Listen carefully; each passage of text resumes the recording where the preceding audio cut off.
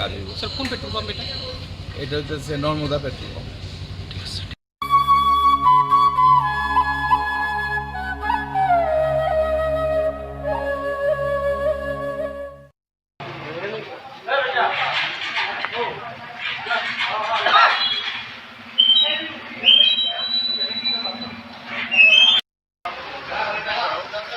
কি তো হইছে বলতে এনো ব্ল্যাকে তেল দিতেছে।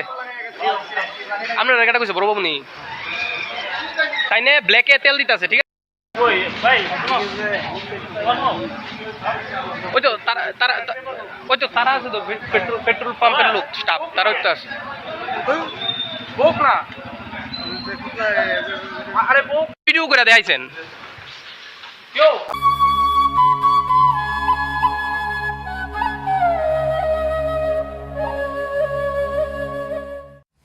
Welcome to the future of innovation, where minds meet technology and dreams become reality.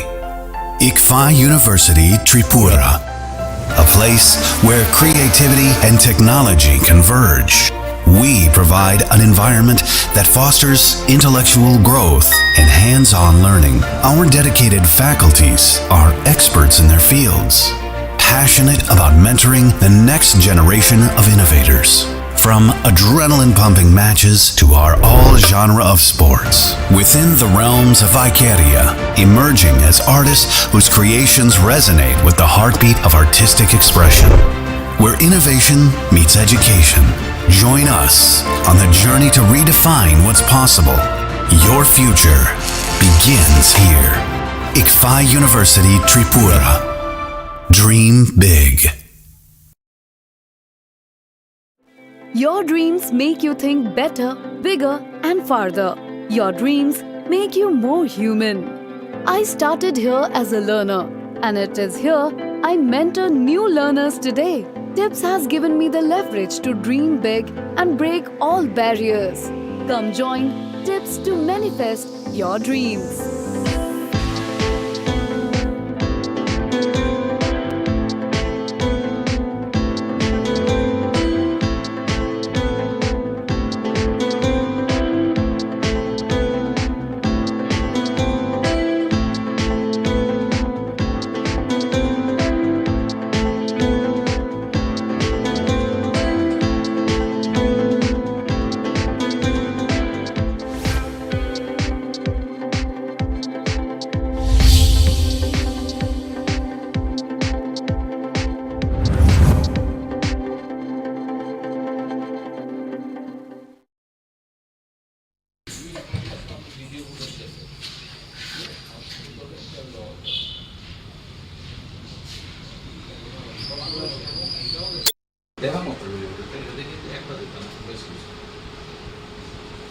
একটা দুইটা মানুষের বিপদে পড়তেই পারে, বাইক আটকে গেছে, কিন্তু যেটা আমরা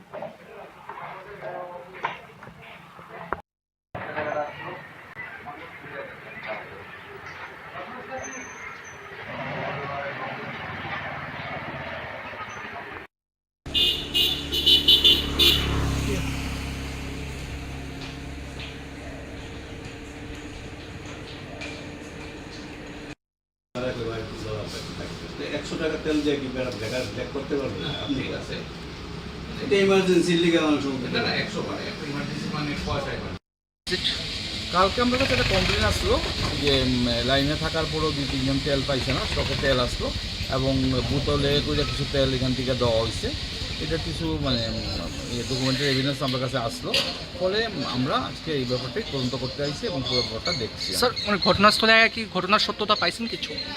এমনিতে এখানকার যিনি ম্যানেজার উনি স্বীকার করছেন তার স্টাফরা এইভাবে কালকে দিছে তেলটা বোতলে, এটা পর্যন্ত দিছে। আর আজকে আওয়ার পরে আমরা দেখছি নর্মালি তেল যাইতেছে। কিন্তু স্যার আমার কাছে একটা অভিযোগ, যে এই পেট্রোল পাম্পের যিনি ম্যানেজার বিমল বাবু, উনি নাকি ব্ল্যাক কালারের একটা শেল্টার দিয়ে উনি তেল বিক্রি করাইতেছেন তেলিয়ামোড়াতে। সেটার ক্ষেত্রে তো আমাদের কাছে কোনো ইনফরমেশন নাই। আমাদের আজকের ফাইন্ডিং সেটা আমরা মহকুমা প্রশাসকের কাছে আমরা রিপোর্ট করবো, পরে ফার্দার যা যা প্রসিডিওর সেটা মহকুমা শাসক যেভাবে করেন আদেশ দিবেন সেভাবেই কাজ হইব। স্যার কোন পেট্রোল পাম্প এটা? এটা হচ্ছে নর্মদা পেট্রোল পাম্প।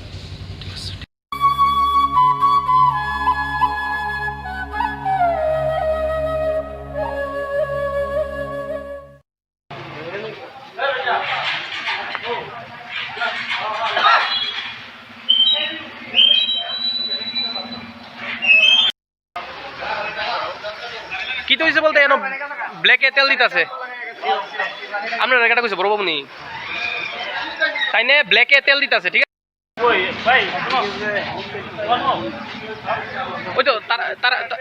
ওই তো তারা আছে তো পেট্রোল পাম্পের লোক স্টাফ, তারা তো আছে। বোক না আরে বোক ভিডিও করে দেখাইছেন। আপনার বাড়ি কোন জায়গাতে? আপনার বাড়ি কোন জায়গাতে? আপনার বাড়ি কোন জায়গাতে দাদা? আপনার বাড়ি কোন জায়গাতে? আপনি কি একজন সাংবাদিকের সঙ্গে এরকম ভাবে আপনি মনে করেন মানলাম বোতলে দিতে পারেন, আপনি তো ডিসকাস করবেন তো, ইয়েস অর নো ডিসকাস করবেন তো না? এরকম ভাবে কি আপনি আমাদের তো কথাটা কইছেন, এরকম ভাবে কইতে পারেননি, এরকম ভাবে কইতে পারেননি, এরকম ভাবে কইতে পারেননি, এরকম ভাবে কইতে পারেননি।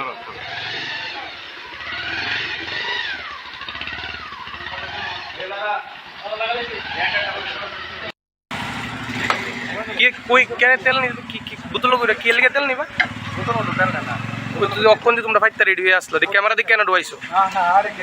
হ্যাঁ দেখতেছি না আমার কাছে ভিডিও, আমার কাছে হ্যাঁ এই তেল দিয়ে বোতল করে কই নিবা? এত তেল 10টা 5টা বোতল আতলে দাঁড়া রয়েছে একলগে। হ্যাঁ এবারে এই তেল নিয়ে 300 টাকা 400 টাকা লিটার বেচবা কালকে ক্রাইসিস লাগলে। আমরা বুঝাও, আমরা কি বুঝি না? ভাই বোতল কি তেল দিতেছো? এইভাবে বোতল সাথে তেল দিতেছো? কে কইছে তোমরা বোতল তেল দেওয়ার লেগে? কালকে তো তেলের ক্রাইসিস লাগবে জানো নি?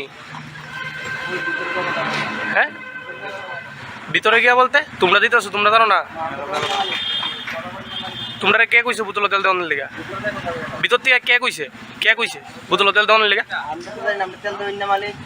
কইছে কেটা তোমরা বোতল তেল দিতা? কইছে কেটা কইছে তেলটা দিতা? কেটা কইছে তোমরা? জানো নি রেশনিং ব্যবস্থা শুরু হইব কালকে থেকে? তোমরা আজকে বোতল তেল দিতে আসো কি লিগা? কেন মানুষ লাইন ধরে দাঁড়া রইছে?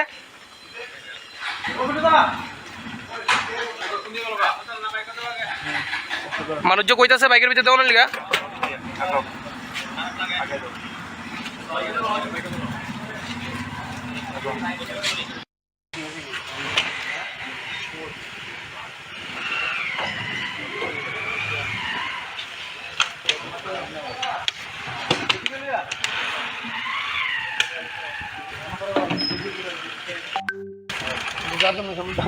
আরে না ও মা বোতলে তেল দেওয়ার লিগা। বোতলে তেল দেওয়ার আপনারা কে কইছে? বোতলে তেল দেওয়ার লিগা আপনারা কে কইছে? বোতলে তেল দেওয়ার লিগা ফোন করেন, ফোন করেন। কারে ফোন করবেন? ফোন করেন, ফোন করেন। তুই যত বড় সাংবাদিক হ্যাঁ তোমার কাটা কইছে ক্রাইসিস শুরু হইছে যে না বোতলে কি তেল দিতে পারেননি আপনারা? বোতলে তেল দিতে পারেননি? বোতলে তেল দিতে পারেননি? আমি দিতে পারি, দিতে পারেন। কে কইছে আপনার বোতলে তেল? কে কইছে? আপনি কইছেন বোতলে তেল দিতে পারেননি? অথরিটি আসেনি বোতলে তেল দেওয়ার? আপনারা কি ফুড ডিপার্টমেন্টে কইছে বোতলে তেল দেওয়ার লিগা? তাইলে কইলা যে বোতলে তেল দেওয়া যায় না। যাইতো না, তাহলে আপনি এখন কইলেন কি লিগে কিছুক্ষণ আগে? আমার কাছে তো রেকর্ডিং আছে যে আমি দিতে পারি। আপনি কারে ফোন করে ভিডিও কল করে দেখাইছেন? আপনি কি সাংবাদিকরা চমকাইতাছেন? আপনি কি সাংবাদিকরা চমকাইতাছেন?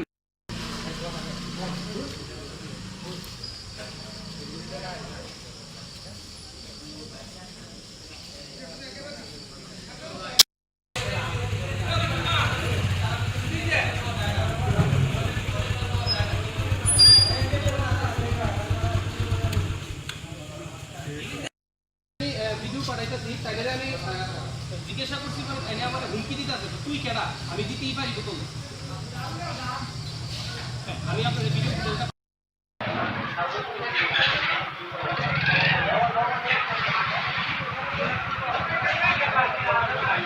এই শিবু ইলিগাল কাজ করবো কি?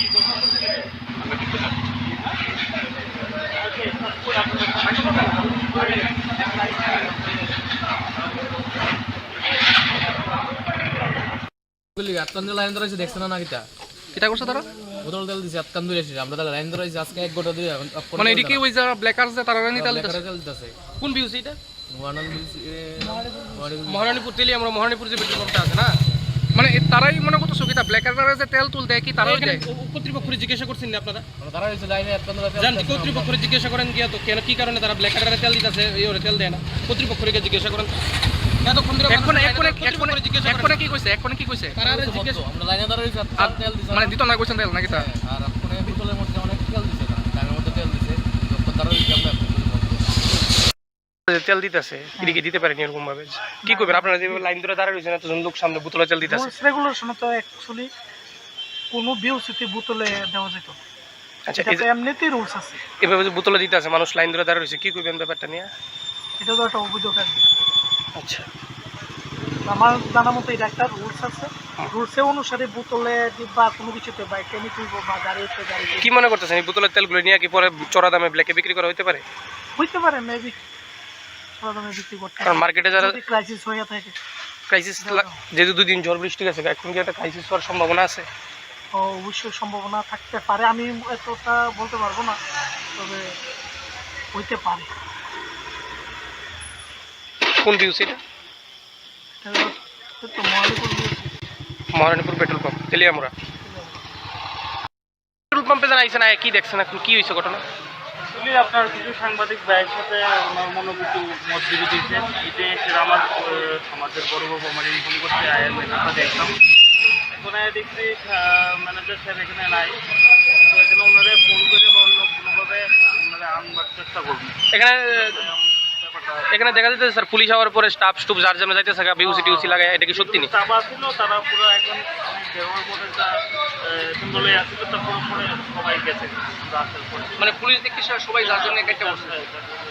কি কারণে মনে করতেছেন স্যার পুলিশ দিকে যাওয়ার কারণ? পুলিশ একটা কমপ্লেন আসছিল নাকি সাংবাদিক ভাইরা একটা ফটো লুজিং পেট্রোল বিক্রি করতেছে বটলে না, তো এখানে অ্যাকচুয়ালি পুরো তদন্ত না করে আমি কিছু বুঝতে পারতাম না। আগে আসুক, হ্যাঁ ম্যানেজার সাহেব আসুক, তারপর কথা বলবো। কি দায়িত্বে আছেন এই বিউসির দাদা? আপনি কি দায়িত্বে আছেন? সাংবাদিকরা আইসে আপনারা ব্ল্যাকারের কাছে তেল বিক্রি করতেছেন, আপনারা জিজ্ঞাসা করাতে আপনারা কইতেছেন যে তুই কেডা? আপনি কি একজন সাংবাদিকের সঙ্গে অপব্যবহার করতে পারেন? অথরিটি আছে? আমি তো এখন তেলিয়ামুড়া এসডিএম অফিসের ফুড ডিপার্টমেন্টে যোগাযোগ করছি, তারা কইতেছে ব্ল্যাকে তেল দেওয়া যায় না, এভাবে বোতলে তেল দেওয়া যায় না। কি কইবেন ব্যাপারটা নিয়ে? কি কইবেন ব্যাপারটা নিয়ে? আপনার নাম? আপনার নাম? আপনার নাম? আপনার নাম? আপনার নাম?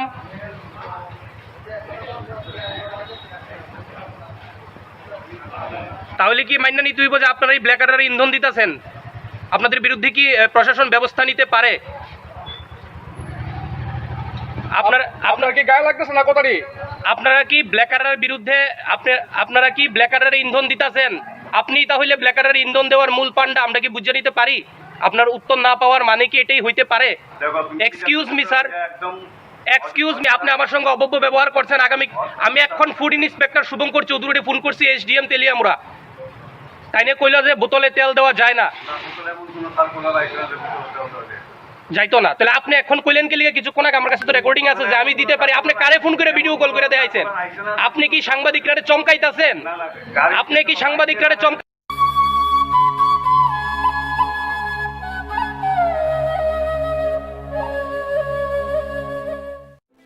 Your dreams make you think better, bigger, and farther.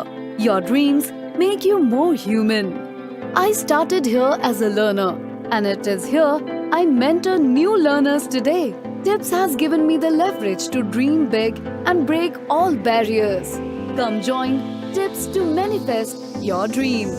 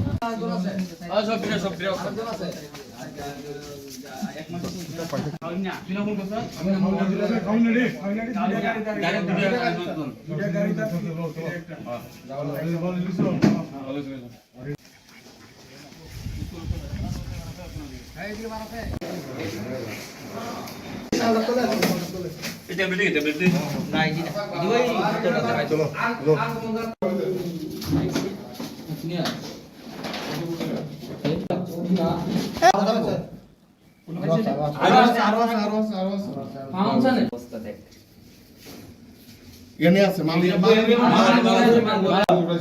ওই এনে এনে কোন জায়গা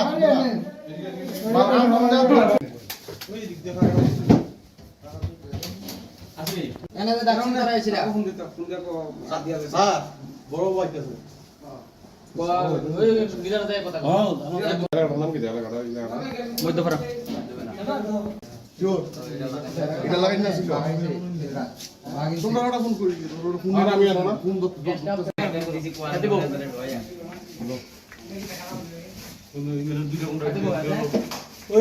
তারা বাচ্চা নিছ তো আর কেডা দিছে মাল কেডা দিছে মাল তার বাবা দিছে কোন করতে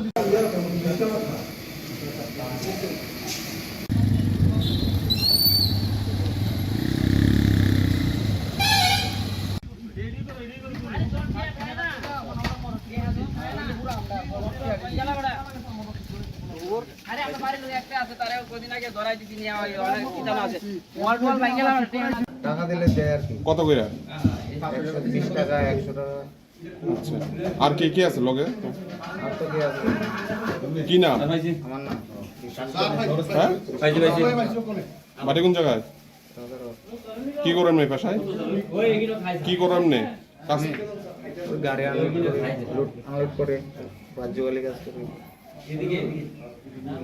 ধরে নিয়ে আইছে মনে করে খাই খাই শুধু শুধুই খাও খাও না শুধু খাও দেখি ধরে লই আই আচ্ছা কতদিন ধরে খাও খাই না আমি আমার তার লগে বাইকে লই আচ্ছা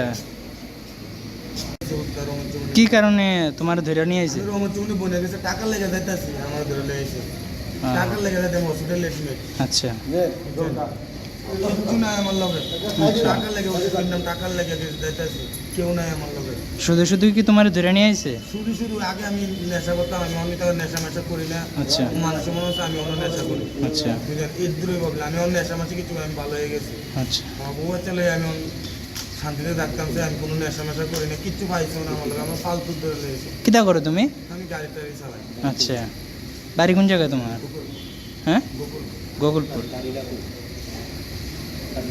তোমার গাড়ি কই এখন গাড়ি আছে গাড়ি কোন জায়গায় গাড়ি অ্যাক্সিডেন্ট হয়ে থানাতে আছে হ্যাঁ তাহের মিয়া চৌধুরী উনি একজন বিখ্যাত ড্রাগ বিক্রেতা ওনাকে আমরা আগে আরও 2-3 বার অ্যারেস্ট করেছি উনি বিভিন্ন সময় জেলে থাকেন 6 মাস করে জেলে থাকেন, জেল থেকে বের হয়ে আবার নতুন করে শুরু করেন এবং ওনার কাছে বিভিন্ন জায়গা থেকে ছেলেপেলেরা আসে এবং ওনার কাছ থেকে ড্রাগস নিয়ে অন্য জায়গায় বিক্রি করে এবং এখানে খায়। কতজন এখন পর্যন্ত হয়েছে গ্রেপ্তার? এখানে 2-3 জন গ্রেপ্তার হয়েছে, তো দেখি আমরা আরও দেখছি। সার্চ করা হয়েছে ওনার বাড়ি? ওনার বাড়ি সার্চ করা হয়েছে, ওনার বাড়ি থেকে কিছু ড্রাগস পাওয়া যায়।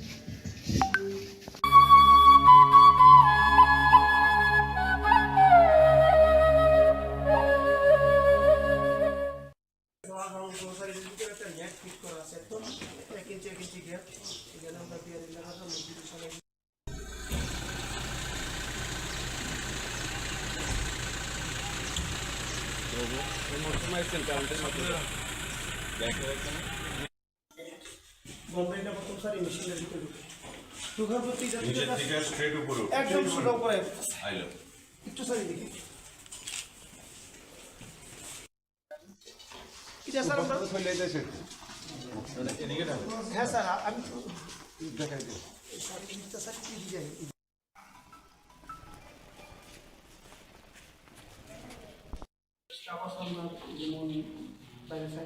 এটার ক্ষেত্রে স্যার আমরা 8 মাসে যখন এই যে উপরের বাস দিই কিন্তু স্যার টাইম জানতেছে উপরে এই যে টাইম জানতেছে একদম নিচে এরকম আইরোড চাষ প্রচুর হয়। এবার তো স্যার গঙ্গা হ্যাঁ স্যার একটু ভিতরে একটা আছে, এখানে একটা আছে, নিচে একটা দুধ এটার ভিতরে স্যার শেপের মধ্যে সুই বিন্দু আছে, এই যে ঘুরে ঘুরে এই স্যার 30 ফিট মতো। এখানে ম্যান পাওয়ার কত আছে?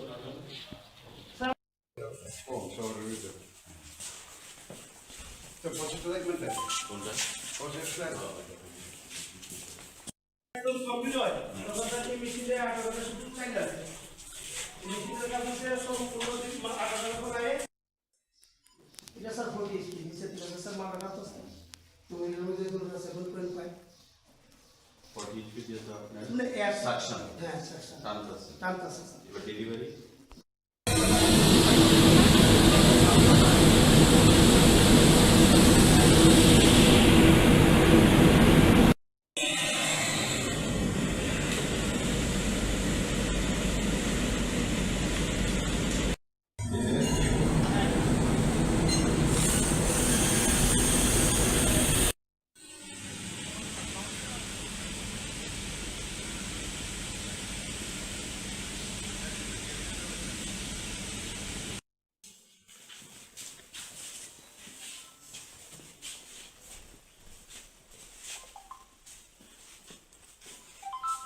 এটা মার্কেটে, এটা মার্কেট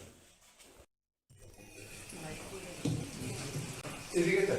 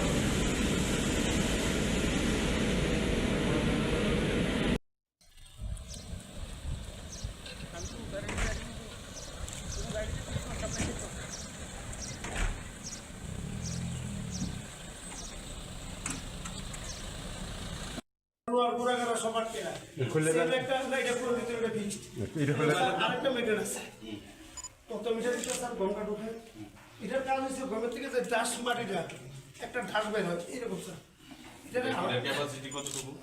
এটা স্যার ঘন্টায় 20 থেকে 32 ঘন্টা না না, এই যে ভিতরে যে স্পেসটা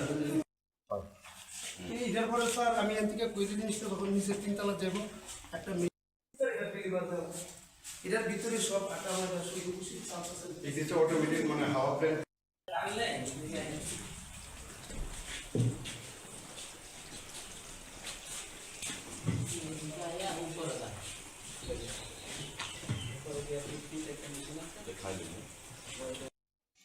এই যে সাপ্লাইতে সেরকম করতে পারে এটা শনিবার আর এগুলো আপনার আশা বলকে গোডাউনটা থাকে নষ্ট করে এখানে করে এখানে রাখলে বেশি দিন লাস্টিং করে মাছ, গোডাউন রাখলে একটু কম লাভ হয়ে যায়। 4-5 মাস পরে একটু আলু বাতা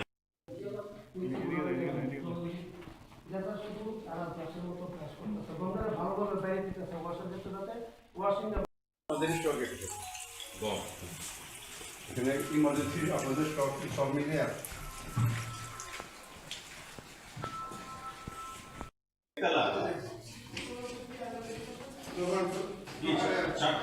এই দিনে পছন্দের তো মেনে পাই সবটা ওটা দেখতে হবে। হ্যাঁ এই যে আপনারা স্যার বক্সটা দেখেছেন বর্ডার থাকে মোটামুটি শুধু 40 ইঞ্চি মোটরটা একটু আমাদের রাজ্যে পিডিএস অর্থাৎ রেশন শপের মাধ্যমে যে আটা, ময়দা, সয়াবিন এগুলো প্রদান করা হয় সাবসিডাইজড রেটে, তা যারা ম্যানুফ্যাকচারার, যারা এগুলোকে তৈরি করে, প্রস্তুতকারক, কিছু মিল রয়েছে। তো আমাদের এয়ারপোর্টস্থিত একটা মিল রয়েছে, যাতে আমরা সকালে গেলাম, ভোজনগর গেলাম, আজকে এখানে আমরা সিস্টার এই কোম্পানিতে এসেছি, director food, additional director, deputy director, তাদেরকে সঙ্গে নিয়ে, এবং আজকে সারাদিন আমরা এই মিলগুলোকে ঘুরে কোথায় কিভাবে এই জিনিসগুলো হচ্ছে, গুণগত মান বজায় রাখা হচ্ছে কি না, সেই জিনিসগুলো আমরা দেখছি। এবং আমাদের রাজ্যে যে পিডিএস সিস্টেম, এটা ভারতবর্ষের অনেক রাজ্য থেকে খুব শক্তিশালী সিস্টেম। আপনার ভারতবর্ষের অনেক রাজ্য রয়েছে যেখানে পিডিএস সিস্টেম নেই, কিন্তু আমাদের রাজ্যে এই পিডিএস সিস্টেমটা যথেষ্ট শক্তিশালী, সংঘবদ্ধ, এবং মানুষ প্রতিনিয়ত কম দামে সাবসিডাইজড রেটে অনেক জিনিস তারা পাচ্ছে। আর এই যে মিলগুলো, এই মিলগুলো হওয়ার সুবাদে আপনার শুধু জিনিস তৈরি নয়, আমাদের এখানে একটা বড় এমপ্লয়মেন্ট তারা প্রদান করছে। কারণ সরকারি চাকরি আপনারা জানেন সবাইকে দেওয়া সম্ভব নয়, বিভিন্ন ধাপে তারা এমপ্লয়মেন্ট এগুলো প্রদান করছে। এবং আমাদের যে ইন্ডাস্ট্রি দপ্তর রয়েছে, সিঙ্গেল উইন্ডো সিস্টেমের মাধ্যমে আমরা আরও বেকারদের কাছ থেকে বা রাজ্যের যারা এন্টারপ্রেনিয়ার, যারা শিল্পতে উদ্যোগী হতে চায়, তাদেরকেও আমরা সেখানে আহ্বান জানাই যে যারা আরও শিল্প যেন হয়, যাতে ত্রিপুরা রাজ্যে আমরা আরও উন্নয়নের দিকে এগিয়ে নিয়ে যেতে পারি। তো আজকে খাদ্য দপ্তরের তরফ থেকে আমরা এখানে এসেছি, খুব রোবাস্ট ইনফ্রাস্ট্রাকচার যাকে বলে, তাদের খুব সুন্দর infrastructure, systematic, sophisticated machine, modernised machine, যার মাধ্যমে আপনার গম থেকে আটা বেরোচ্ছে, ময়দা বেরোচ্ছে, সুজি বেরোচ্ছে, আমাদের সয়াবিন আলাদা রয়েছে, বা বিভিন্ন মিলগুলোতে যে আমরা গেলাম, একই কায়দায় তারা এই জিনিসগুলো করছে। আমাদের রাজ্য সরকারের দায়িত্ব, কর্তব্য হচ্ছে তাদের পাশে থেকে আগামী দিনে তাদেরকে প্রমোট করা এবং আরও তাদেরকে উৎসাহ প্রদান করা, যাতে করে আরও তারা আগামী দিনে সামনের দিকে তাদের প্রচেষ্টাকে এগিয়ে নিয়ে যেতে পারে সুদৃঢ়ভাবে, সাবলীলভাবে, মসৃণভাবে। এবং এটা রাজ্য সরকার এবং আমাদের মুখ্যমন্ত্রীও, আমাদের প্রধানমন্ত্রীও, আপনারা জানেন যে make in India, made in India, যে স্টার্ট আপ, স্ট্যান্ড আপ, এই যে জিনিসগুলো, এগুলো আমাদের নরেন্দ্র মোদীজি প্রধানমন্ত্রী হওয়ার পর থেকেই সেগুলো শুরু হয়েছে। এবং আমাদের রাজ্য, আমাদের সরকার আসার পর আমাদের সিঙ্গেল উইন্ডো সিস্টেমের মাধ্যমে, যেখানে আগে একটা শিল্প বা এন্টারপ্রেনিয়ারকে অনেক জায়গায় যেতে হতো একটা শিল্প স্থাপন করতে গেলে, এখন টিআইডিসির মাধ্যমে সেই জিনিসটা আপনার খুব ইজিলি করা যাচ্ছে। তো আমরা আগামী দিন এটাকে আরও শক্তিশালী করব, যাতে করে এই রাজ্যের শিল্পের ক্ষেত্রে আমরা আরও উন্নতির দিকে যেতে পারি এবং কর্মসংস্থানের একটা বিশাল যেন একটা ক্ষেত্র সেখানে এটা পরিণত হয়। তো এটাই আজকে আমরা পরিদর্শন করলাম, এবং তাদেরকে আমরা যারা এখানে আছেন, এখানে সিস্টারের কর্ণধার আছেন, আমাদের বাকি যারা আমরা গেলাম সেখানে, তাদেরকে আমরা উত্তরোত্তর শ্রীবৃদ্ধি কামনা করি। সরকার তাদের পাশে থাকবে এবং আগামী দিনে এই রাজ্যের উন্নয়নে আমরা একসঙ্গে কাজ করব। সবাইকে নমস্কার।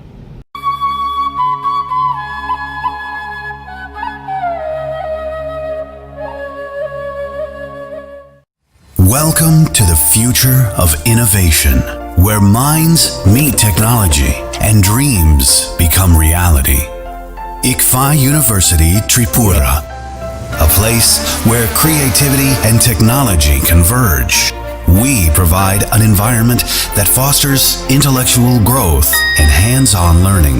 Our dedicated faculties are experts in their fields, passionate about mentoring the next generation of innovators.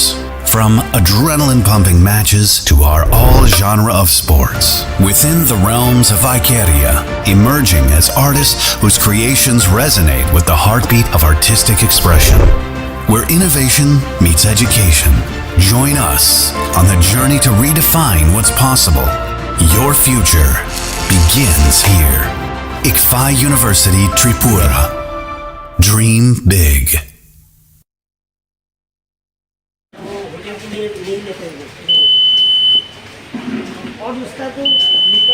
में और इस बिल्डिंग में यही काउंटिंग है। बस 2 ही जस्ट काउंटिंग है सर, इसके सामने ही जस्ट काउंटिंग हॉल है LCD और 4 काउंटिंग हॉल ऊपर है। LCD कुछ कर ले। काउंटिंग ऑफिशियल काउंटिंग एरिया पूछेंगे आप इधर। हमारे जितने भी लोग हैं इसमें जाने वाले ऑफिशियल जो है सब अंदर इधर से हैं। चार 13 के आपके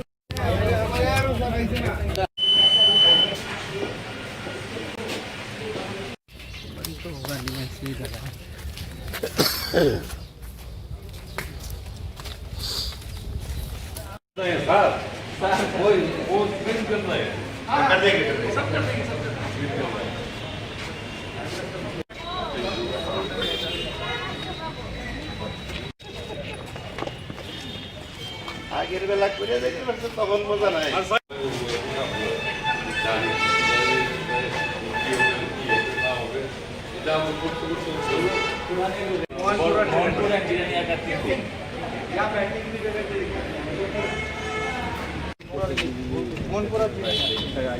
तो उधर ही होगा ना एदिকে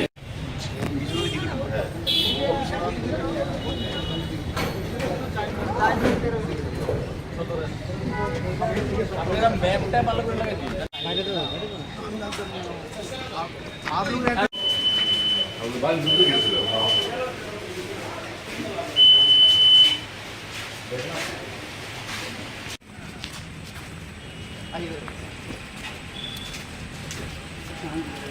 होल्डर्स के साथ मीटिंग की, इसमें काउंटिंग रिलेटेड जो भी प्रोसीजर है और जो सिक्योरिटी है इसके बीच में बात हुई और सभी से हमें बहुत कोऑपरेशन मिल रहा है और हम उम्मीद करते हैं कि सभी के साथ लेकर अच्छे से ये काउंटिंग कंप्लीट कर पाएंगे।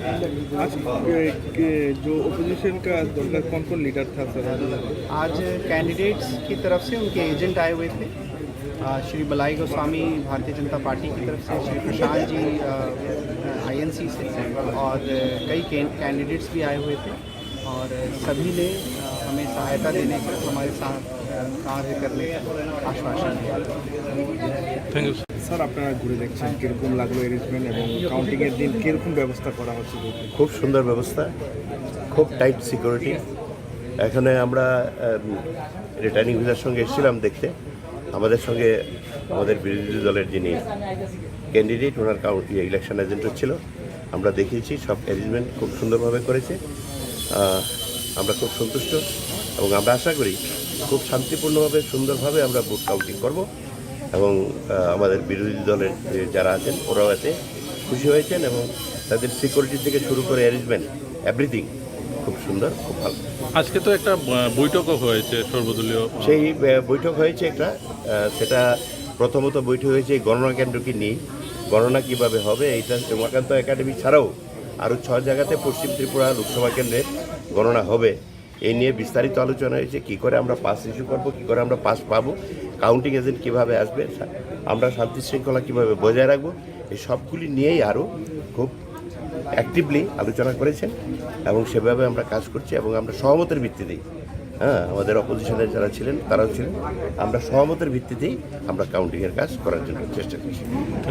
टोटल 3 टायर सिक्योरिटी रहेगा, जैसे कि इनर कॉर्डन में हमारा सेंट्रल फोर्सेस रहेगा और मिडिल कॉर्डन में TSR और आउटर कॉर्डन में हमारा जो डिस्ट्रिक्ट आर्म पुलिस रहेगा। इसके अलावा हम लोगों ने बैरिकेड्स बनाया है, 100 मीटर का जो है उसके अंदर कोई भी गाड़ी अलाउड नहीं है, ओनली पेडेस्ट्रियन है। और जो 100 मीटर ये है वो आइडेंटिफाई करके कौन कौन पार्टी कहाँ रहेगा वो अभी मीटिंग में क्लियर हो गया है और उधर बैरिकेड्स होगा और उनके जो डेसिग्नेटेड पर्सन है वही अलाउड होगा और स्ट्रिक्ट चेकिंग होगा उसके दिन। जो ऑलरेडी बोल दिया क्या क्या आइटम्स वो लोग लेके आ सकते हैं, क्या क्या ब्रांड आइटम्स है वो अच्छे से समझा दिया है। और उनका आईडी कार्ड और फॉर्म 17 से कुछ है वो समझा दिया है, वो सिर्फ वही अलाउ करेंगे। ऐसे तगड़ा अरेंजमेंट है। टोटल कितना फोर्स रहेगा सर उस दिन?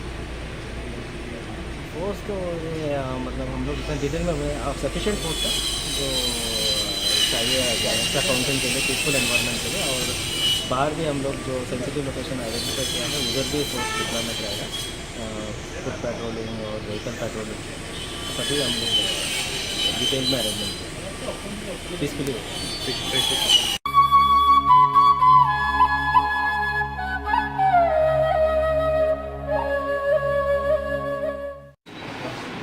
দিছে আর কি একটু আগে দিছে কি আছে আবার ইন্টারভিউ দিব।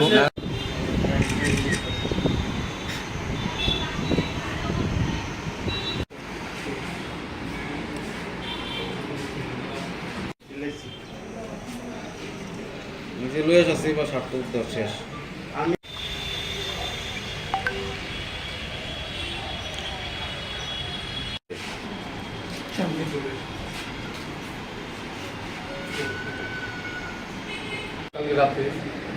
ফার্স্ট টেস্ট দিয়ে তো দিলে যেত।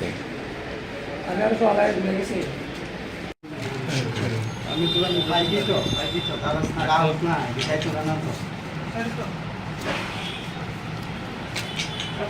কোন পাঙ্গাটা বন্ধ করে পাঙ্গাটা বন্ধ করে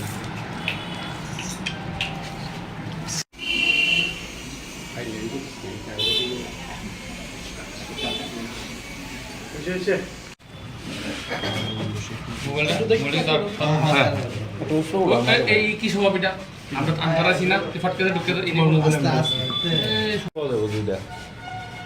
পরে আনতো তুমি তাড়াতাড়ি।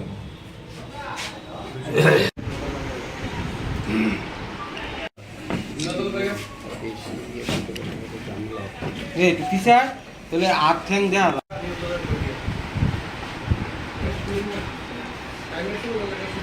অ্যাকচুয়ালি গতকালকে বিকাল 3টা নাগাদ আমাদের থানার সাব ইন্সপেক্টর দিলীপ দাস মোবাইলে ছিল, তখনই একটা ইনফরমেশান আসে যে চন্দ্রপুর আইএসবিটিতে 3 জন লোক সন্দেহভাজন ঘোরাফেরা করছে।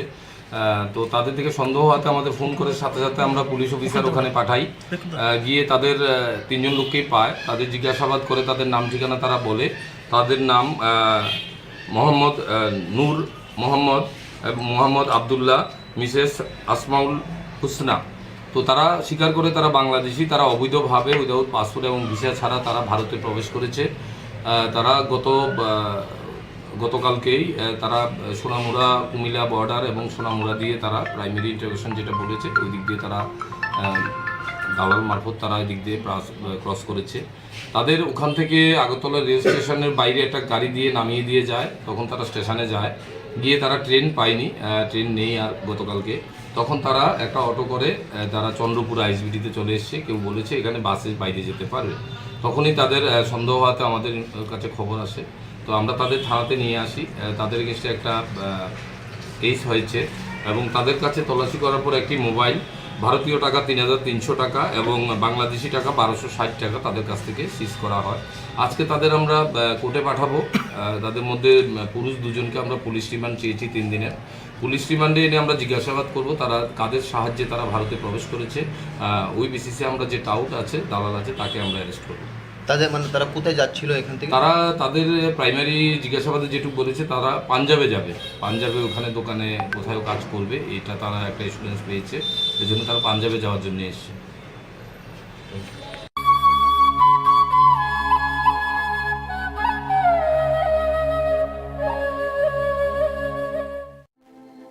প্রত্যেকের জীবনের স্বপ্ন থাকে পড়াশোনা শেষ করে কর্মজীবনে প্রতিষ্ঠা পাবার। এই দিক দিয়ে আমি সফল শুধুমাত্র একটি কারণে, সেটা হলো আমার কলেজ টিপস, যেখান থেকে গ্র্যাজুয়েশন কমপ্লিট করে উচ্চতর শিক্ষা নিয়ে আজ আমি সফলভাবে প্রতিষ্ঠিত। টিপসে পড়াশোনা ছাড়াও নিজেদের কেরিয়ারে কিভাবে অনেক বেশি মাত্রায় সুযোগ পাওয়া যায় তার সবকিছুই হাতে কলমে শেখানো হয়।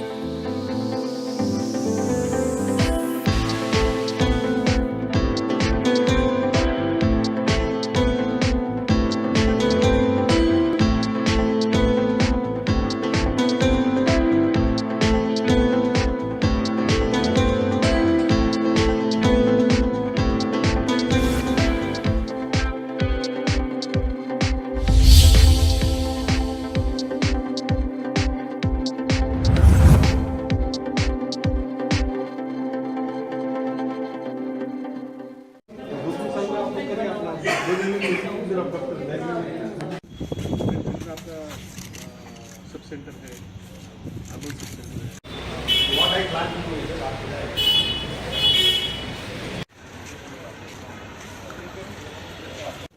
किसी के दिन भी चालू रहेगा, ऐसा आपका एक सुविधा है नागरकोला के लिए। 12 घंटा डेली करो।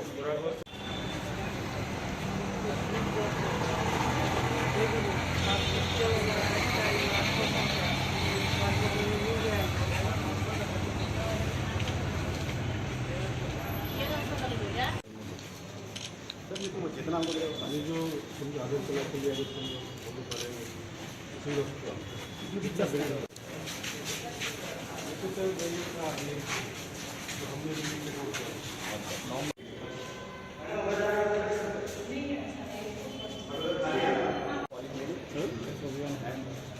should have a unique selling point, then only this will come. That unique selling point will be having OPD every day from. Ranjan সরা পচা গন্ধ আছে।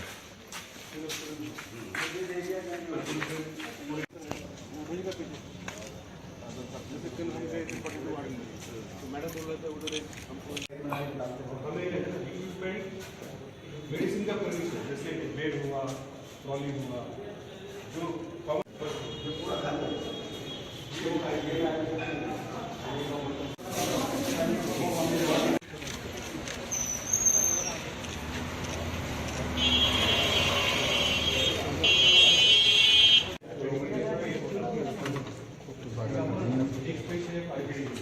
इसके ऊपर वाले में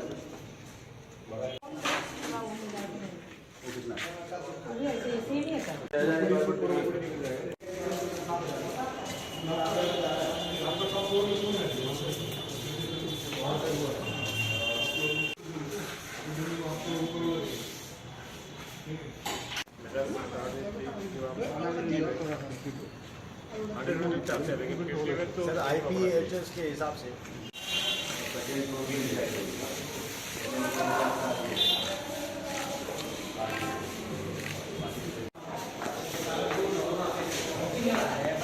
health service, diagnostics minimum sub division हॉस्पिटलेर दर्जाয় এখানে হসপিটাল করার জন্য শুধু ওপিডি না, এখানে আইপিডিও হবে, কিন্তু স্পেশালিস্ট সার্ভিসেস থাকবে আমাদের জিবি হসপিটালে ও আইজিএম হসপিটালে, কিন্তু প্রাইমারি সেকেন্ডারি সার্ভিস আমরা এখানে দেবো।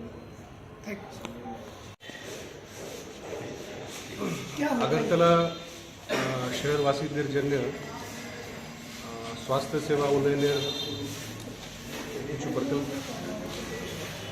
পরিকল্পনা আছে। তো হেলথ ডিপার্টমেন্ট আগরতলা মিউনিসিপ্যাল কর্পোরেশনকে সঙ্গে নিয়ে আগরতলা সিভিল হসপিটালের একটা আমরা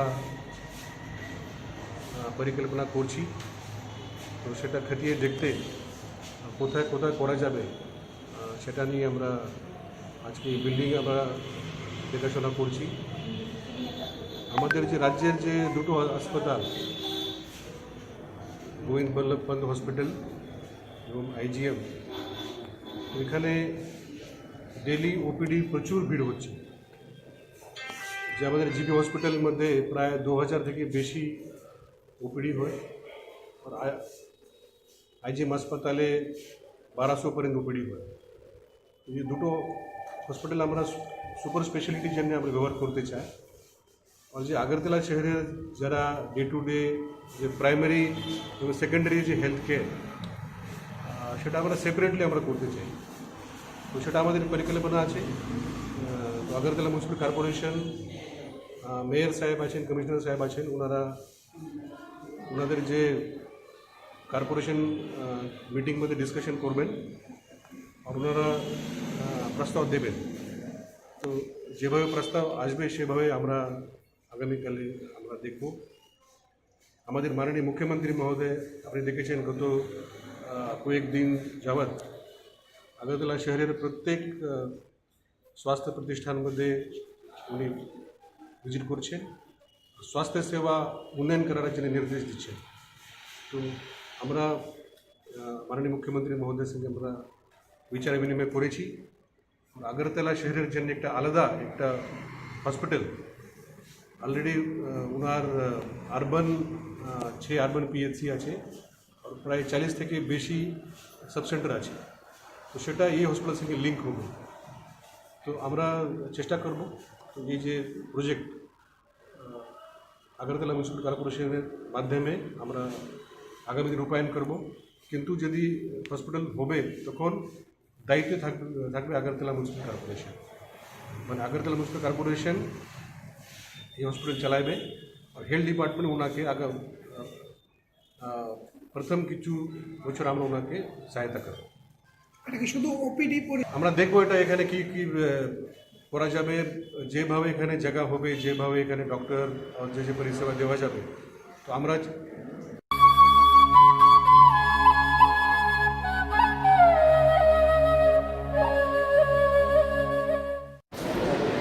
সিআইটিউ একটা লড়াকু সংগঠন, এই সম্পর্কে আপনারা শুনছিলেন কিছু আলোচনা কংগ্রেস সমর্থক প্রবৃত্তি আপনাদের সামনে করেছে।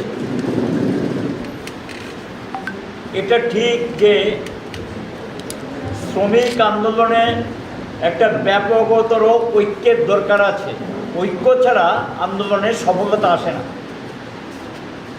আমরা এই ঐক্যে বিশ্বাস করি। এখন কি প্রেক্ষাপটে ট্রেড ইউনিয়নগুলো আজকে বিভক্ত হয়েছে এগুলো আমাদের একটু জানতে হবে, ইতিহাসটা বুঝতে হবে। ভারতবর্ষের শ্রমিক আন্দোলন প্রথম গড়ে ওঠে ব্রিটিশের বিরুদ্ধে এবং মালিকদের বিরুদ্ধে। ব্রিটিশরা তার স্বার্থেই আমাদের দেশের কাঁচা মাল ব্রিটেনে নিয়ে যাওয়ার জন্য ভারতবর্ষের শিল্প, কল কারখানা, রেল লাইন তৈরি করেছিলেন। এখন যে ভারতবর্ষের রেল লাইন দেখছেন, এই রেল লাইনের কিন্তু 75% রেল লাইন ব্রিটিশ আমলে করা, 25% নতুন রেল লাইন। এগুলো ব্রিটিশরা কেন করেছিল এই প্রশ্নটা আসতে পারে। করেছিল তারা জাতীয় স্বার্থে না, ভারতীয় জনগণের স্বার্থে না। স্বার্থটা ছিল ব্রিটেন থেকে যারা এখানে শাসন করতেন তাদের পুঁজিপতিদের স্বার্থ সংশ্লিষ্ট বিষয়। কারণ তারা জানেন এখান থেকে কাঁচামালকে অন্য জিনিসে রূপান্তরিত করতে গেলে কিছু শিল্প কারখানা করতে হবে। তার জন্য চাই যোগাযোগ ব্যবস্থা, গ্রাম থেকে শহর, শহর থেকে গ্রাম। এই যোগাযোগ ব্যবস্থা এগুলিকে উন্নত করে তারা এটা করেছিল। এবং আমাদের দেশ থেকে এই যে জুট মিল, চটকল একটা বিশাল শিল্প, এটাও কিন্তু ওই পিরিয়ডের করা। কিছু স্টিল ইন্ডাস্ট্রি তারা করেছিলেন দু একটা, আর কিছু করেছিলেন যেগুলো হ্যান্ডলুম, এই জাতীয় কলকারখানা তারা গড়ে উঠিয়েছিলেন। এবং সেই ব্রিটিশার বিরুদ্ধে তখনই শ্রমজীবিকরা মালিকদের বিরুদ্ধে, তাদের মজুরি ছাঁটাইয়ের বিরুদ্ধে, কাজের ঘণ্টা নিয়ে এই সমস্ত দাবিকে সামনে রেখে লড়াইটা করেছিলেন। এগুলো যদি আমরা ইতিহাস দেখি, ব্রিটিশ শাসিত ভারতবর্ষে কিন্তু ধর্মঘট হয়েছে। চটকলের ধর্মঘট, ট্রাম শ্রমিকদের ধর্মঘট, রেল শ্রমিকদের ধর্মঘট। যদিও গোটা দেশব্যাপী না, পার্ট কোনো স্টেটে কোনো শ্রমিকরা ঐক্যবদ্ধ হয়ে এই ধর্মঘটগুলো করেছিলেন। মূলত এগুলো মালিকের বিরুদ্ধে এবং শাসক গোষ্ঠীর বিরুদ্ধে। এই আন্দোলনের মধ্য দিয়ে ধীরে ধীরে শ্রমিকদের মধ্যে একটা ঐক্য করে একটা প্রশ্ন আসে যে তার জন্য যে একটা ঐক্যবদ্ধ সর্বভারতীয় ট্রেড ইউনিয়ন চাই।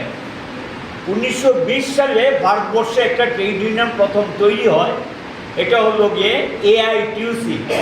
এবং এই এআইটিউসিতে আজকে যারা সিআইটিউ করেন তারা সব মিলিতভাবেই এআইটিউসিটা তৈরি হয়েছে। এআইটিউসি ভারতবর্ষের প্রথম ট্রেড ইউনিয়ন হিসেবে আত্মপ্রকাশ করার পর শ্রমিক আন্দোলন বিকশিত হয় এবং শ্রমিক আন্দোলনের নতুন রূপ পায়। এবং ভারতবর্ষের মধ্যে বেশ কতগুলো সংগঠিত আন্দোলন ব্রিটিশ এবং মালিকের বিরুদ্ধে সেখানে সংগঠিত হয় এবং তার আত্মপ্রকাশ ঘটে। আন্দোলনের ঐক্যবদ্ধ হয়ে সেখানে তার আত্মপ্রকাশটা ঘটে। এই আন্দোলনে কোনো ক্ষেত্রে সব আন্দোলনের সফলতা আসে না, এটা বুঝতে হবে। কিন্তু একদিকে তার সফলতা আসে, আন্দোলন অভিজ্ঞতা দেয়, আন্দোলন শিক্ষা দেয়, আন্দোলন শত্রু মিত্রকে চিনতে সাহায্য করে এবং আন্দোলনের মধ্য দিয়েই একজন আরেকজনের কাছে আসেন, পরস্পরের মধ্যে সম্পর্কটা নিবিড় হয়। এই আন্দোলনের মধ্য দিয়ে একটা ব্যাপকতর ঐক্য গড়ে ওঠে এবং এই ঐক্যের মধ্য দিয়ে একদিকে ব্রিটিশের বিরুদ্ধে লড়াই আরেক দিক দিয়ে শ্রমিকদের দাবি দেওয়া নিয়ে যে সংগ্রাম দুটি চলতে থাকে। দেশ স্বাধীন হয়েছে, দেশ স্বাধীন হওয়ার পরে গিয়ে প্রশ্ন আসে যে যারা এখন কংগ্রেস করেন তারা তখন গিয়ে তাদের মধ্যে আসে যে এই যে এআইটিউসি সংগঠনটা তারা প্রকৃত অর্থে শ্রমিক স্বার্থ রক্ষা করার জন্য আন্দোলন করে।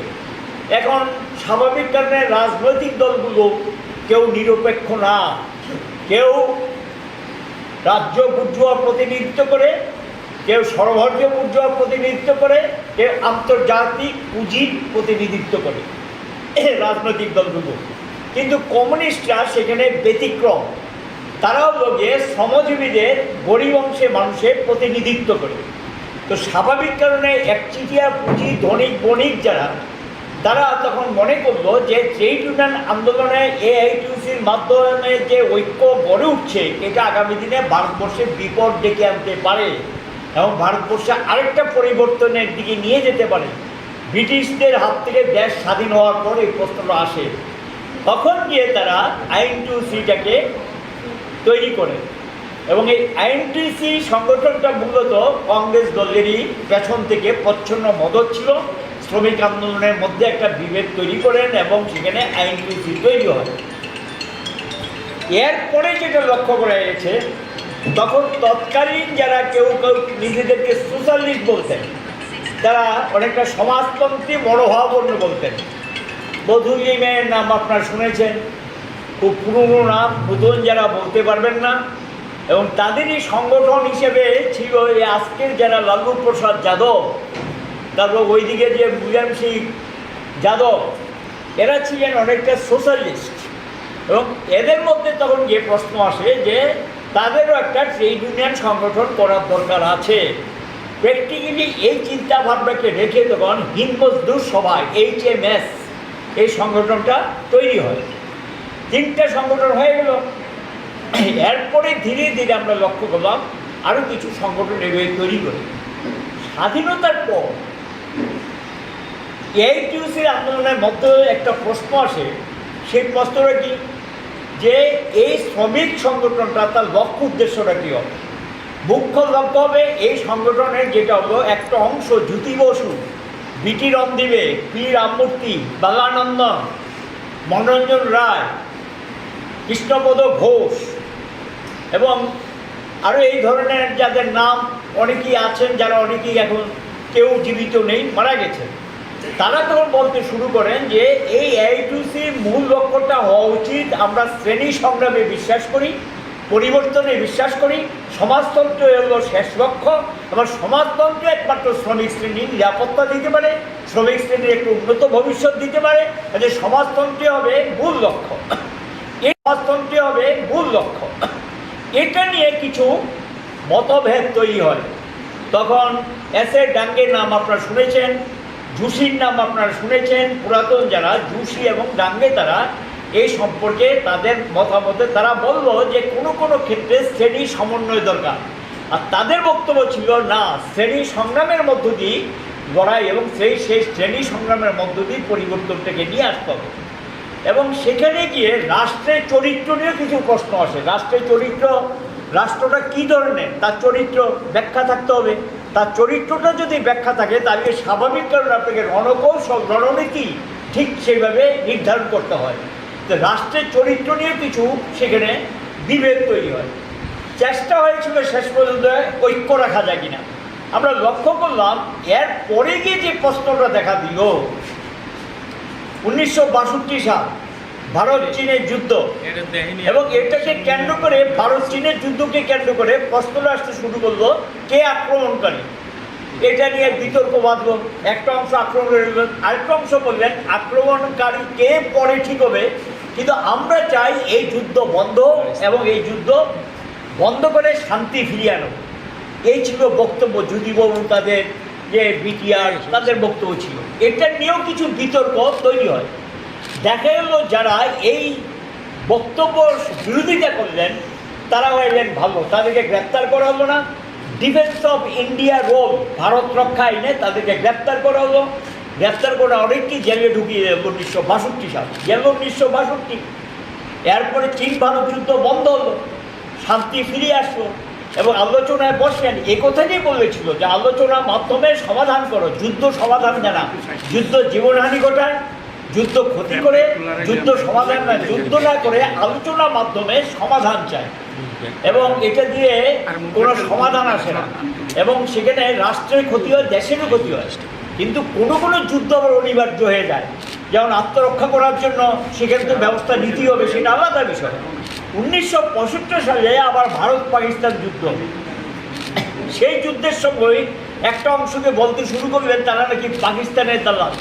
এই কথাবার্তা বললে একটা নেতৃত্বর একটা বললে ত্রিপুরার জন্য যারা নেতৃত্ব ছিলেন 1962, 1965 কমিউনিস্ট পার্টির যারা তৎকালীন নেতৃত্ব ছিলেন তাদের জেলে যেতে হয়েছে, তাদেরকে গ্রেপ্তার করা হয়েছে, তাদেরকে রাজ্য রাখা হয়নি, ভারতবর্ষে অন্য জেলে তাদেরকে স্থানান্তরিত হয়েছে। গেল 1965। 1966 সালে নির্বাচনের মধ্য দিয়ে সাধারণ যে নির্বাচন, কিছু রাজ্যে অকংগ্রেসি সরকার তৈরি হয়, পশ্চিমবাংলা, উড়িষ্যা, এই ধরনের ভারতবর্ষের বেশ কয়েকটা রাজ্যে অকংগ্রেসি সরকার তৈরি হয়। এটার মধ্য দিয়ে আন্দোলনের একটা নতুন বিকাশ, একটা নতুন সম্ভাবনা মানুষের মধ্যে তৈরি হয় 1966 সালে। এটা তৈরি হওয়ার পর তখন কমিউনিস্ট পার্টির মধ্যেও দেখা গেল নানা প্রশ্নে কিছু বিতর্ক আসে এবং শ্রেণী সমঝোতার পথকে একটা অংশ গ্রহণ করে আরেকটা অংশ সেখানে শ্রেণী সংগ্রামে তারা তাদের চিন্তা ভাবনাকে নিশ্চিত করার চেষ্টা করেন। এই নিয়ে কিছু বিতর্ক তৈরি হয়, এই বিতর্ক চলতে থাকে। আপনারা জানেন একটা সময়ে এই বিতর্ককে কেন্দ্র করেই 1964 সালে সিপিআই ভেঙে সিপিআইএম তৈরি হয়, ভারতের কমিউনিস্ট অফ ইন্ডিয়া মার্কসিস্ট তৈরি হয়। তারপরেও চেষ্টা হয়েছিল যে দুটাকে ঐক্যবদ্ধ রাখো, শ্রমিক আন্দোলনে যাতে বিভাজন তৈরি না হয় ঐক্যবদ্ধ রাখার জন্য। যখন দেখা গেল যে না, কোনো অবস্থাতেই তারা আপোষ পন্থায় বিশ্বাস করে, এতে করে শ্রমিক স্বার্থ রক্ষিত হবে না এবং শ্রমিক আন্দোলনকে উজ্জীবিত করা যাবে না, শ্রমিকদের মধ্যে সংগঠনে ব্যক্তি ঘটানো যাবে না, এই বক্তব্যকে কেন্দ্র করে একটা অংশ তার বিরোধিতা করে। শুনছিলেন গোয়াতে একটা প্রথম কনভেনশন হয়, কনভেনশন থেকে তখন গিয়ে অল ইন্ডিয়া লিডারশিপের একটা অংশ বসে আলোচনা করে সর্বভারতীয় ক্ষেত্রে একটা সম্মেলন আহ্বান করা হয়। সেই সম্মেলনটা লোকে উল্লেখযোগ্য একটা সম্মেলন, যেটা কলকাতার রঞ্জি স্টেডিয়ামে এই সম্মেলন হয়।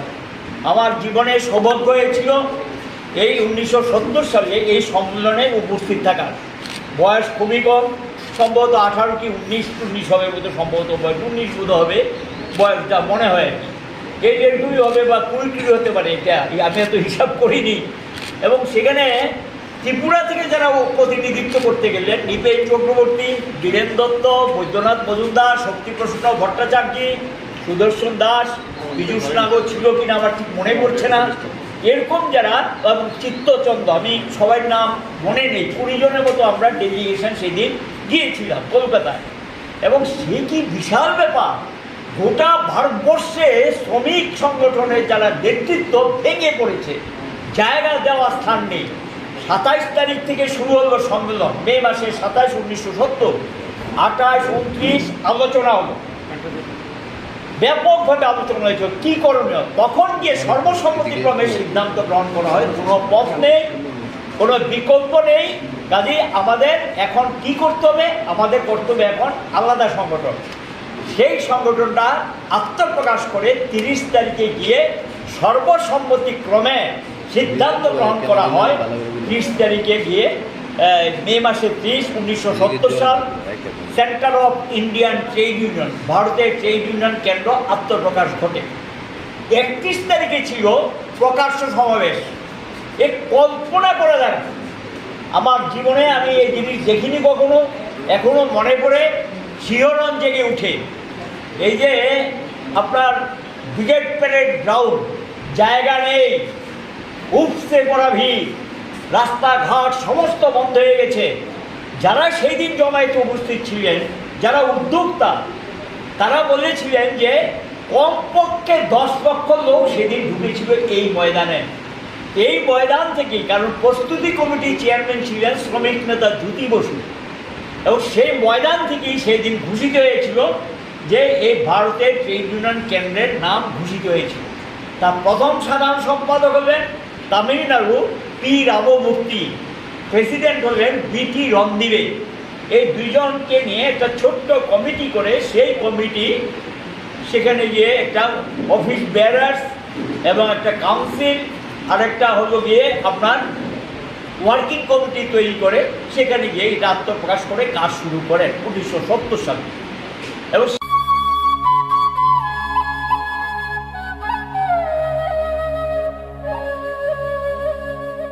তোমার এখানে সামনে একটা স্টল আছে রেডি করে মানে ওই যে কর্পোরেটরে দিয়ে প্রপোজাল পাঠাইলে আমি দেখি একবার কথা কম করবো। কেমন চল ভাই আগে দেখবেন না হ্যাঁ আপনি নিশ্চয়ই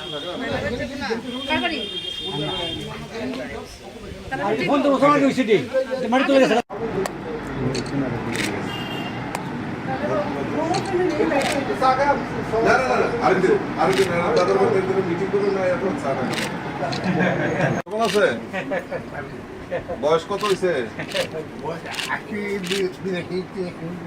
আচ্ছা বন বন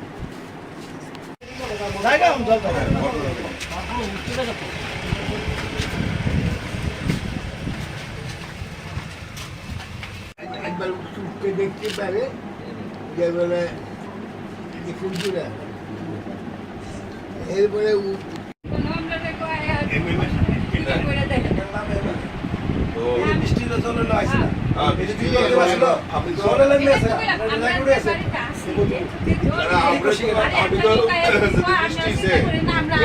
মেয়র কমিশনার আইনা এই পুরা মেঘুরটা দিয়ে আপনার মন্ডল টন্ডল সবাই আমরা এবং আজকে আপনারা খোঁজ খবর আমার প্রেসিডেন্ট করলো কয় না তারপরে খোঁজ খবর দরকার এই কারণে আমি আইসি কই না কাজ কিতা হইব না হইব এটা তো পরের জিনিস। কাজ করার লাগে মানুষ তো মানে আমাদের সরকারও তৈরি আছে, কিন্তু আইলাম আপনার খোঁজ দিলাম আপনার আশীর্বাদ দিলাম এটা তো বড় জিনিস।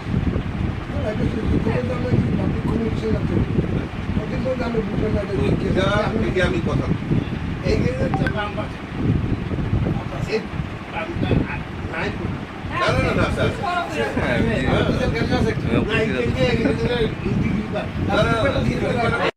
না দেখুন এটা আমাদের পরম্পরা যে আমরা নয় বনমালীপুরের মানুষ কীরকম আছেন এবং সদ্য আপনারা জানেন যে রেমেলের যে বৃষ্টিপাত হয়েছে, তো বিশেষ করে এই বনমালীপুর এলাকায় আমরা সবাই জানি যে জলমগ্ন হয়। তো সেই কারণে এবং সরকার গত দুদিন আগে আপনারা দেখেছেন মাননীয় মেয়র কমিশনারকে নিয়ে এই বনমালীপুর এলাকা আমি ভিজিট করেছি এবং যে জমাট জলের যে সমস্যা আমাদের সরকার সদার্থক ভূমিকা নিয়ে সেগুলি দ্রুত নিরসনের জন্য পদক্ষেপ নিয়েছেন এবং আগে যেভাবে ঘন্টার পর ঘন্টা জল দিনের পর দিন জল দাঁড়িয়ে থাকতো, কিন্তু এখন আমাদের সরকারের সদিচ্ছার ফলে যে কিছুক্ষণের মধ্যে এই জল নিষ্কাশনের ব্যবস্থা এরকম করে দেওয়া হয়েছে যাতে জল যাতে এক জায়গাতে না দাঁড়ায়। তবুও কিছু সমস্যা রয়েছে, এই সমস্যাগুলি সমাধান করার জন্য এবং এলাকাবাসীরা কীভাবে চিন্তাভাবনা করছেন সেইগুলি দেখার জন্য বনমালীপুর এলাকায় আমি বেরিয়েছি। আমার সঙ্গে মণ্ডল সভাপতি এবং বুথের সভাপতি সবাই রয়েছেন। তো আমরা চাই মানুষের পাশে দাঁড়িয়ে মানুষকে যত পরিষেবা দেওয়া যায়, মানুষের পাশে থাকা যায় সেই সংকল্প নিয়েই, কারণ আমরা ক্ষমতার জন্য রাজনীতি করি না। ভারতীয় জনতা পার্টির মূল উদ্দেশ্য হলো মানুষের জন্য কাজ করা, সমাজের জন্য কাজ করা, রাষ্ট্রের জন্য কাজ করা। তো সেই জিনিসটাকে পাথেয় করে আমরা সবসময় কাজ করি। তো কাজে এইটা আমাদের রুটিন ওয়ার্ক যে আমরা মানুষের পাশে দাঁড়িয়ে মানুষের সমস্যা শোনা এবং তা যাতে দ্রুত সমাধান হয় তার জন্য পদক্ষেপ। দেখা যাচ্ছে এই এলাকার বিধায়ক মানে যিনি রয়েছেন তিনি বিরোধী বিধায়ক, তিনি মানে কোনো মানে বাড়ি করে এই যে এত জল জমেছে কোনোক্ষণই দেখা যায়নি সেই বিষয়ে আমি তো দেখিনি ওনাকে। এলাকাবাসীও বলছেন যদি আসলে একটু ঠান্ডা ঠান্ডা পেয়েছেন, এখন একটু বৃষ্টি গরম অতি তাপদাহ ছিল, তারপর আমাদের বৃষ্টি হয়েছে কিছুটা ঠান্ডা পেয়েছেন, তো উনি এখন কুম্ভনিদ্রায় আছেন। তো আমি বলবো কুম্ভনিদ্রায় থাকুন, কারণ তারা রাজনীতি করে শুধু তাদের নিজের ব্যক্তিগত স্বার্থকে চরিতার্থ করার জন্য। তাদের কাছে মানুষের পরিষেবা, মানুষের কাছে পাশে দাঁড়ানো এটা তাদের মূল বিষয়বস্তু না। তাদের কি উপকার হয়েছে তাদের নিজের কি পরিবারের কি উপকার হয়েছে, তাদের কি দরকার, সেটা নিয়েই তারা চিন্তা ভাবনায় ব্যতিব্যস্ত থাকে। এলাকায় ঘোরা, এলাকায় দেখা, এলাকার সমস্যা নিয়ে সরকারের সঙ্গে আলোচনা করা, সেরকম ভূমিকা আমরা দেখতে পাই। প্রত্যেকের জীবনের স্বপ্ন থাকে পড়াশোনা শেষ করে কর্মজীবনে প্রতিষ্ঠা পাবার। এই দিক দিয়ে আমি সফল শুধুমাত্র একটি কারণে, সেটা হলো আমার কলেজ টিপস, যেখান থেকে গ্র্যাজুয়েশন কমপ্লিট করে উচ্চতর শিক্ষা নিয়ে আজ আমি সফলভাবে প্রতিষ্ঠিত। টিপসে পড়াশোনা ছাড়াও নিজেদের কেরিয়ারে কিভাবে অনেক বেশি মাত্রায় সুযোগ পাওয়া যায় তার সবকিছুই হাতে কলমে শেখানো হয়।